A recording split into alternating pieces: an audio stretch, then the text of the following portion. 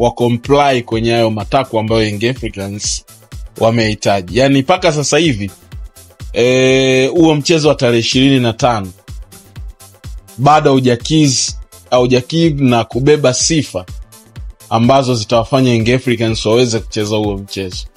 Kwa sababu moja ilikuwa ni kuonekana kuona baadhi ya viongozi wa bodi ya ligi wanajiuzuru. Walikuwa na matakwa manne. Walikuwa na matakwa manne.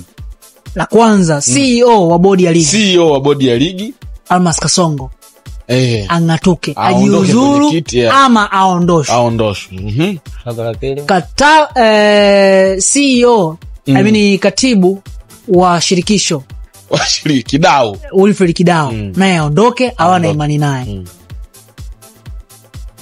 Kamati ya uendeshaji wa ligi ichomoke. Lakini pia takwa la 4, bodi ya ligi iwe huru. Bodi ya ligi iwe independent body. Sasa lakini hii wakasema hii ni ya muda mrefu, ila hizi tatu za haraka. Kwa hiyo ukiangalia kimsingi hizi sababu ambazo Young Africans waliziainisha kama sehemu ya kuhalalisha kwamba yani mchezo wao ndio utakuwa halali, lazima hizo sababu ziwe, watu wajiuzuru na vitu kama hivyo. Mchezo wowote ambao Young Africans watakwenda kucheza haujabeba hizo sifa, kwao utakuwa ni kibudu, hawatocheza.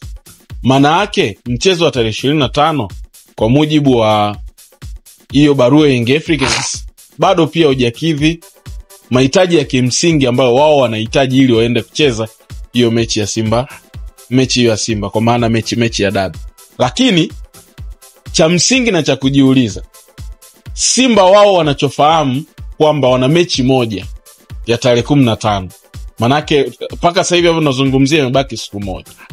Manake Simba waliandika barua wakaainisha kabisa kwamba jamani, sisi hatuchezi mchezo mwingine tofauti na huu wa tarehe 15.